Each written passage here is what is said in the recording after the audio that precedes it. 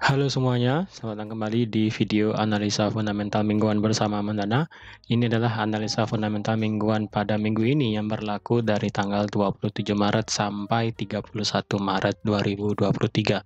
Ataupun ini merupakan minggu terakhir di bulan Maret 2023. Seperti biasa, jika teman-teman suka dengan videonya, teman-teman jangan lupa like dulu videonya, subscribe bagi belum subscribe, hidupkan lonceng dan di-share yang sekiranya memerlukan analisa fundamental mingguan untuk di minggu ini ataupun minggu terakhir di bulan Maret.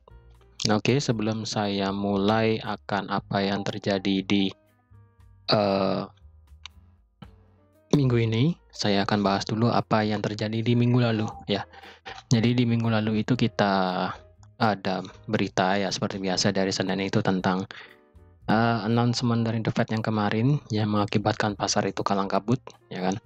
Setelah itu ada Presiden Lagarde, lalu ada meeting minutes, lalu ada Jerman economic sentiment, yang dimana dari segi Jerman sendiri economic sentimentnya sekarang drop dari yang 28 menjadi 13, which is bad sebenarnya. Selanjutnya untuk di negeri Kanada sendiri, di negara Kanada sendiri untuk tingkat inflasi sekarang itu drop ke angka 4,9% ya. 4,9%, which is good ya, sudah mulai berkurang walaupun ya berkurang cuma sedikit ya. Lalu untuk dari segi existing home sales di sini mengalami kenaikan dari 4 juta ke 4,5 juta. Lalu di hari Rabu kemarin kita ada data inflasi di Inggris ya, data inflasi di Inggris yang di sini agak lucu, yang dimana inflasi di Inggris itu sebelumnya 10,1, diperkirakan akan turun di bawah 10%, setidaknya at least di angka 9,9%. Tetapi apa yang keluar, ini data yang keluar adalah di 10,4%. Nah, di sini terus kalau kita lihat juga di hari Kamis kemarin kita ada Federal Funds Rate ya di The Fed itu, bahwa The Fed memang menaikkan suku bunga 25 basis point, tetapi kalau dilihat yang terjadi pada hari Kamis kemarin ya. Hari Kamis kemarin itu dari segi ini interest rate projection ya, interest rate projection diperkirakan saat ini karena mentok di 5,1 ya. Mentok di 5,1 berarti sekarang suku bunga di Amerika adalah 5% dan mentok untuk saat ini adalah di 5,1. Mungkin next meetingnya di bulan Mei, kalau nggak salah ya, di bulan Mei tanggal berapa itu saya lupa, Mei di tanggal sekian kemungkinan akan ada kenaikan 25 basis point lagi, atau cuma tetap di 5% ya, tidak ada kenaikan lagi. Mungkin seperti itu, karena kalau dilihat mentok untuk di The Fed saat ini adalah suku bunganya di angka 5%, dan di akhir tahun nanti kemungkinan akan ada pemotongan suku bunga sebanyak 75%. Jadi itulah yang kenapa kalau kita lihat pada saat berita ini keluar ya, terutama pada saat press conference ini, itu Jerome Powell tuh mengatakan bahwa memang dia tidak mengatakan, data kutip itu, tidak ada pemotongan suku bunga untuk di tahun ini, tetapi masalahnya adalah suku bunga di Amerika itu sudah mendekati puncak. Ketika sudah mendekati puncak, berarti tidak akan ada lagi yang namanya kenaikan suku bunga seperti yang dilakukan oleh Bank of Canada ya. Bank of Canada sendiri itu kan suku bunganya sekarang di 4,5% dan dia memang tidak akan menaikkan suku bunganya lagi ya. Seperti itu. Jadi itulah yang menyebabkan kenapa pada saat berita ini keluar itu dianggap dovish oleh market, karena berpikiran bahwa inflasi berhasil ditangani oleh market, oleh The Fed, yang dimana mereka yakin pasti akan turun. Terus juga The Fed sudah mencapai titik puncak dalam hal kenaikan suku bunga ya, dan juga diperkirakan nanti di akhir tahun yang ada malah pemotongan suku bunga seperti itu. Jadi ya itulah yang dianggap dovish oleh market pada saat berita FOMC kemarin keluar seperti itu. Lalu selanjutnya adalah mengenai suku bunga di Swiss ya, walaupun kita melihat berita kemarin adalah adanya Credit Suisse yang bermasalah gitu kan, tapi dari segi SNB sendiri tetap akan menaikkan suku bunganya menjadi 50 basis poin menjadi 1,5%. Untuk dari segi BOE sekarang ya, BOE sekarang itu jumlah orang yang ngevote untuk kenaikan suku bunga naik dari bukan naik sih, tetap sebenarnya, berarti ya tidak ada perubahan, karena sebelumnya itu 7 orang yang ngevote untuk naik dan 2 orang yang tidak ingin menaikkan suku bunga. Dan apa yang terjadi bahwa memang BOE menaikkan suku bunganya sebanyak 25 basis poin. Tapi lucunya di sini adalah ada hal sebagai berikut. Kalau kita lihat data inflasi di Inggris adalah masih di angka 10%. Ada desas-desus bahwa 4,25% ini adalah titik netral saat ini untuk BOE, yang dimana kemungkinan nanti di bulan Mei itu tidak akan ada kenaikan suku bunga lagi ya. Jadi di sini saya rasa sudah mulai banyak bank sentral yang mulai menghentikan laju suku bunganya, dalam artian menghentikan kenaikan suku bunganya.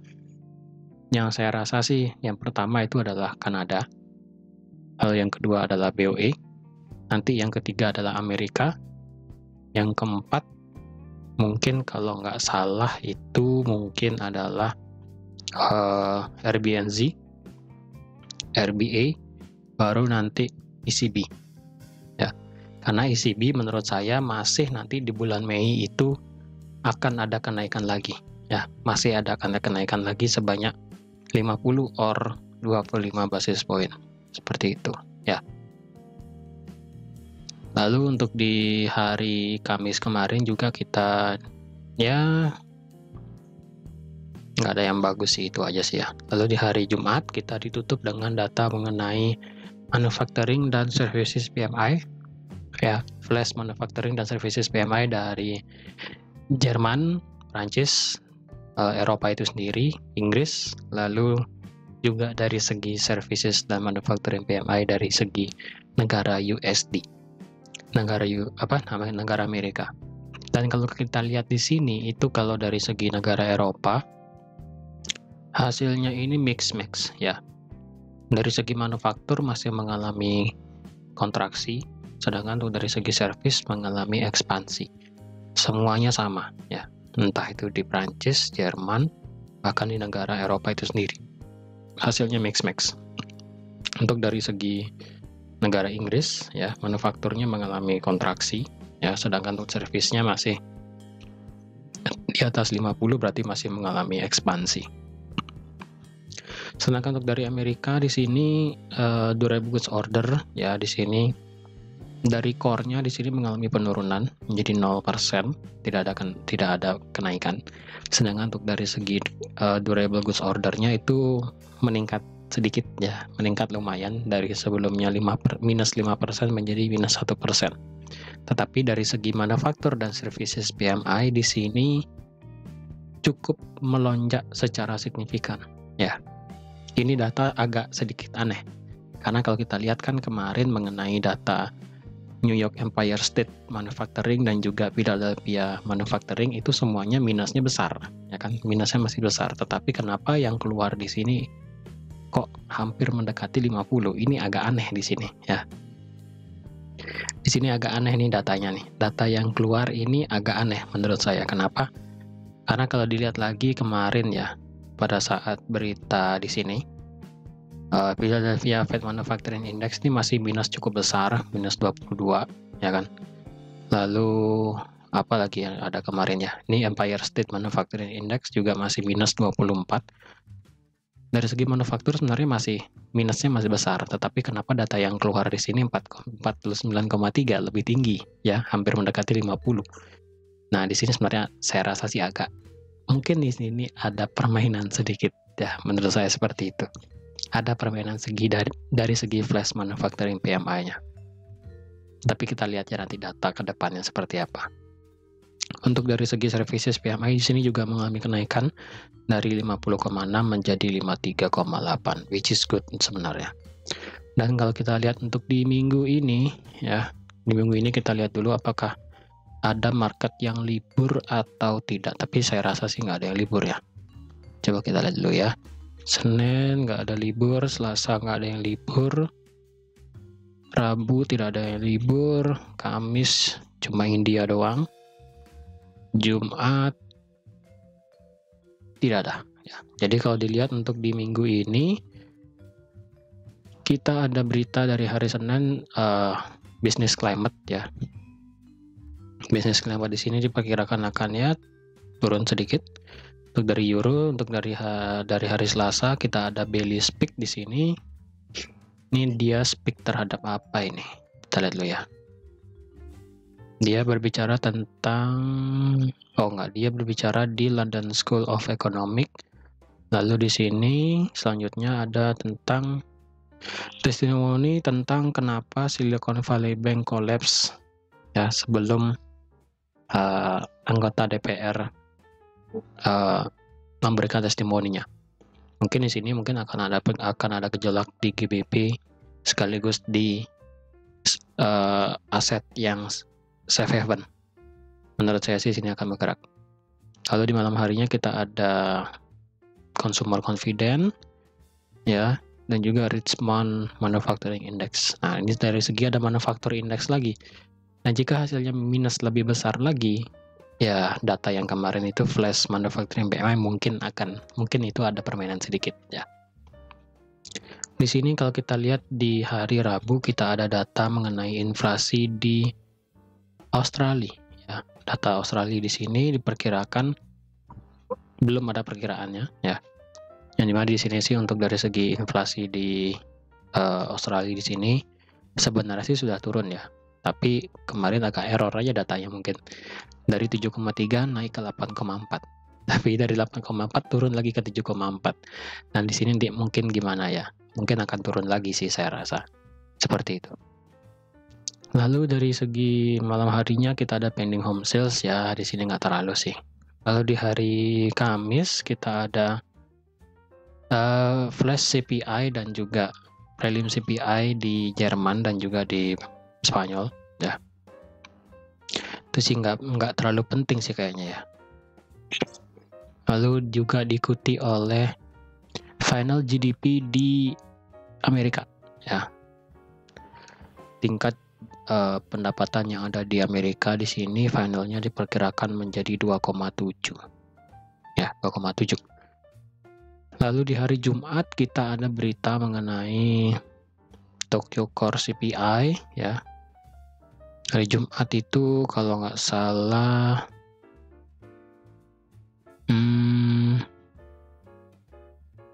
ini di hari Kamis hari Jumat ya. Hari Jumat kita ada ya Tokyo Core, benar ya. Ya, Tokyo inflasi yang ada di Tokyo dan juga Tokyo inflasi inti ya. Untuk saat ini sih Tokyo inflasi di Tokyo itu sebesar 3,4%, jadi nanti nggak tahu keluarnya bagaimana. Lalu di sore hari kita ada data mengenai ini yang cukup lumayan sih sebenarnya ya, yaitu tingkat inflasi estimasi tingkat inflasi yang ada di Eropa diperkirakan akan turun dari 8,5 ke 7,1 ya. Ini sih dropnya cukup lumayan di sini ya, karena kalau kita lihat sih dari drop yang lumayan itu cuma terjadi pada saat 6 Januari kemarin dari 9,2 ke 8,5, itu dropnya signifikan. Nanti kita lihat lagi apakah dengan kenaikan 50 basis point kemarin ECB itu dapat membawa dampak bahwa inflasi di Eropa itu sudah mulai turun ya. Kita lihat nanti.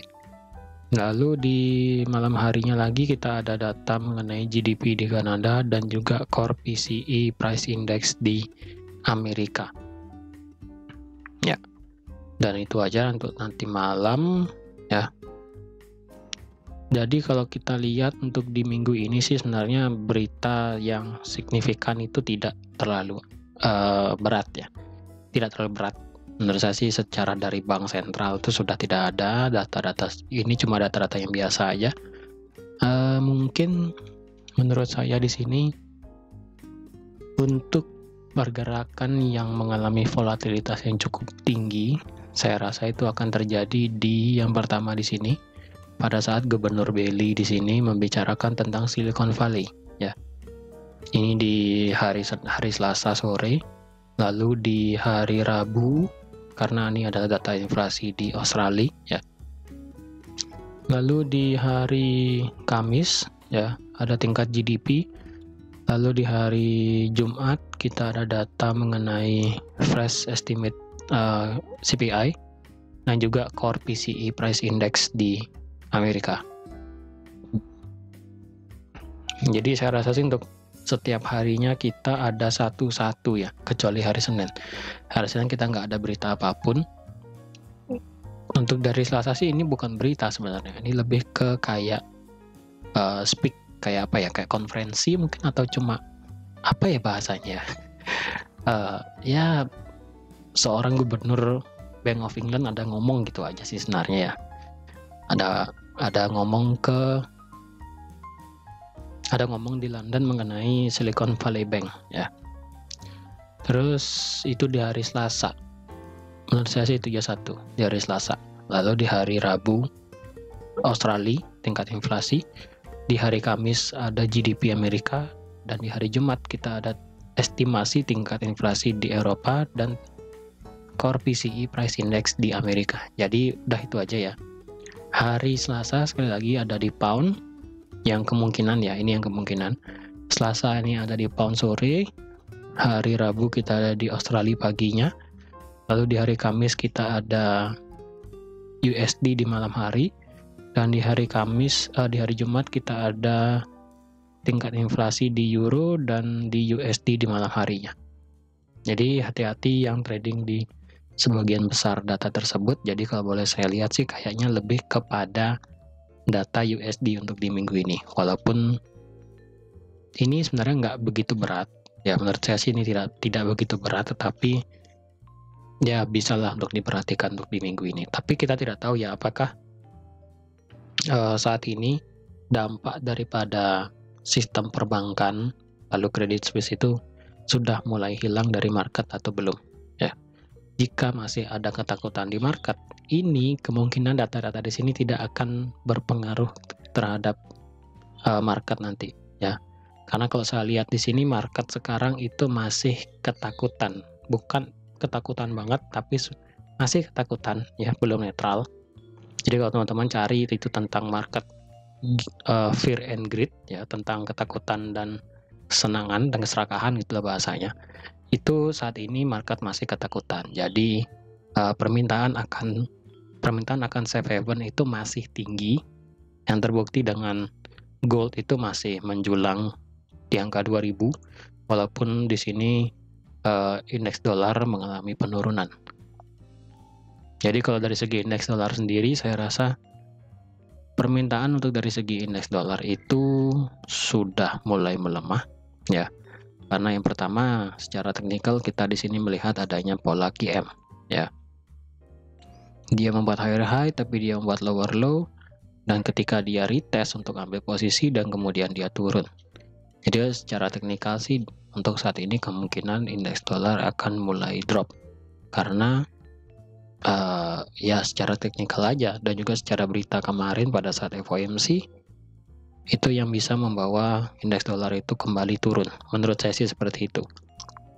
Dan jika sentimen masyarakat bisa berubah lagi, ya sentimen market itu bisa berubah dari yang ketakutan menjadi netral, maka bisa dipastikan indeks dolar akan lebih drop lagi. Seperti itu. Tapi saat ini sih per minggu ini market itu sentimen market itu masih fear ya, masih ketakutan. Jadi permintaan akan aset perlindungan ataupun safe haven itu masih lumayan diminati, walaupun tidak begitu besar seperti yang terjadi di minggu lalu ya. Jadi hati-hati untuk di minggu ini karena sentimen masyarakat masih ketakutan. Takutnya berita-berita yang terjadi di minggu ini tidak akan valid ya, takutnya seperti itu aja. Oke, jadi teman-teman sekian aja untuk analisa fundamental pada minggu ini. Terima kasih sudah menonton video ini sampai habis. Terima kasih juga sudah like, share, dan subscribe seperti biasa. Dan sampai jumpa lagi di analisa fundamental mingguan minggu depan. Bye-bye.